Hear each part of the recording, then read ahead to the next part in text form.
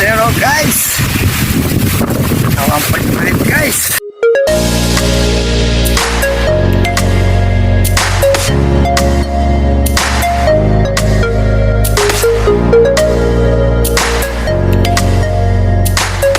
At sa mapagpalang hapon na naman sa atin mga katoto, welcome back to another episode ng ating fishing adventure guys. Napakabago ng spot, lakas ng hangin, no? Patuman lang kaya ng mga isda. So ang pag-asa na lang natin guys yung pag-iisnag.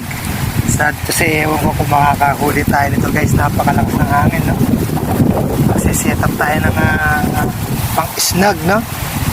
Nag-improvise tayo ng triple hook guys. Titingnan natin magiging kapalaran natin sa araw na to kung makabayo ang tubig. Ano nasa ilalim ng isda. At medyo lumalim na yung spot. Kaya sa nakaraan guys, nakaraan ito yung pasigan doon. Titingnan natin magiging kapalaran sa araw na to. Stay tuned po muna guys. Wala na tayo guys.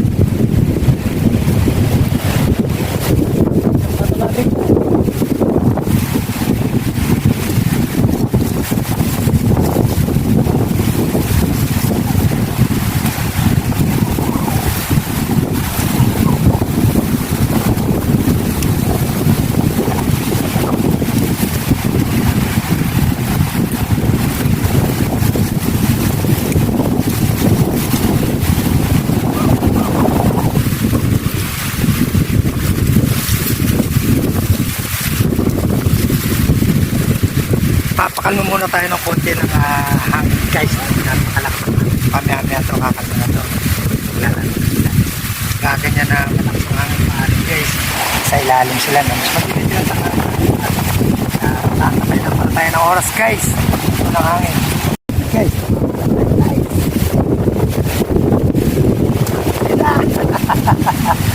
Ay malakas ang hangin guys.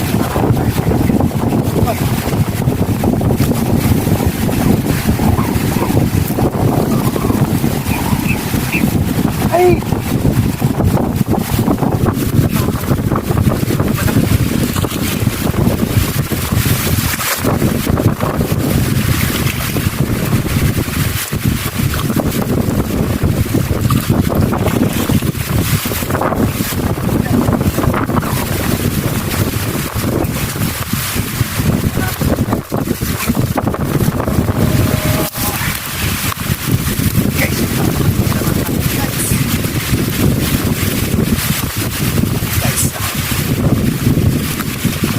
Zero guys. 1.5 guys. At malakas ang hangin. Ito naman tayo guys. 1 point. Nananay Benchers TV. Pero guys, kung kalmado lang yung tubig na tanga, pagsisipag na luya ko tayo guys. Taatapon na tayo naman. So, ano tayo patatis. Ay, tumama na tayo sa guys.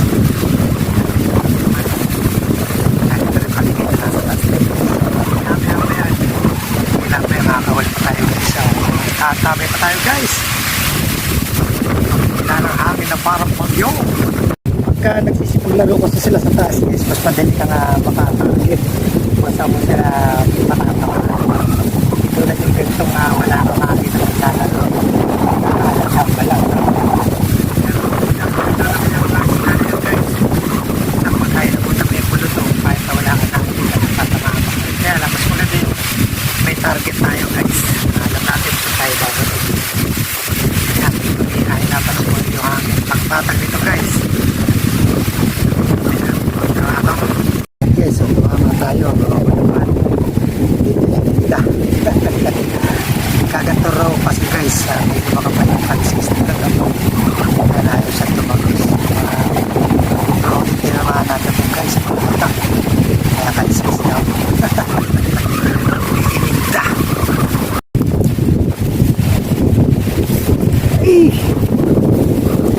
Guys,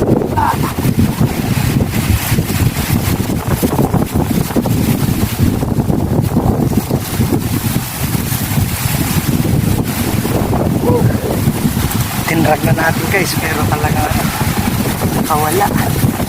Laki, cut! Hirapan na tayo sa pagpili ng camera guys.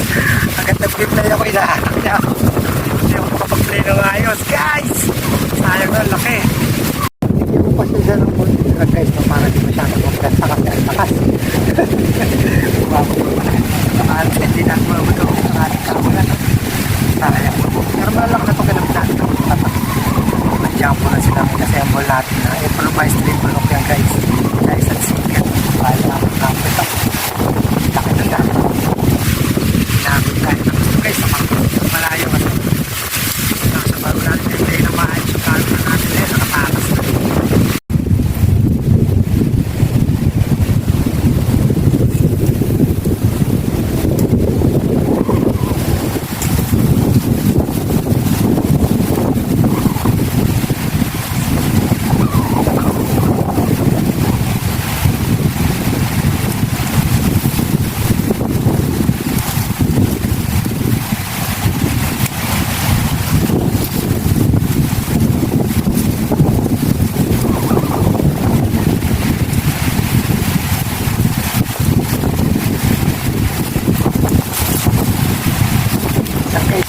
Tumatama pa tayo kaya kahit nakakapagpagigit ako hindi na tayo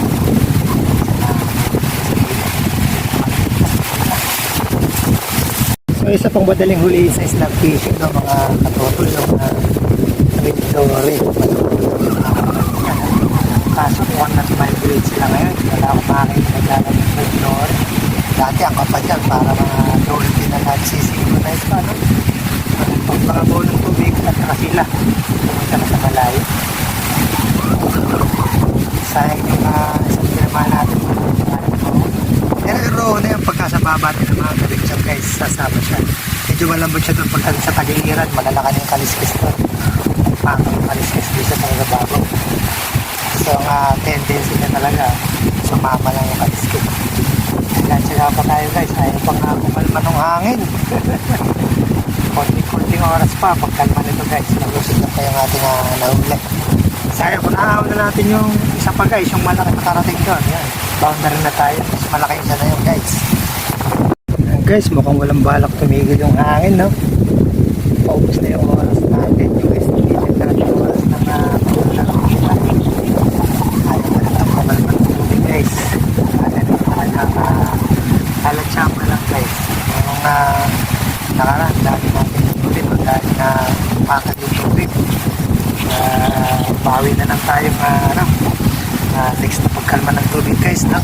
At sulit man yung huli natin kahit nag-isa lang guys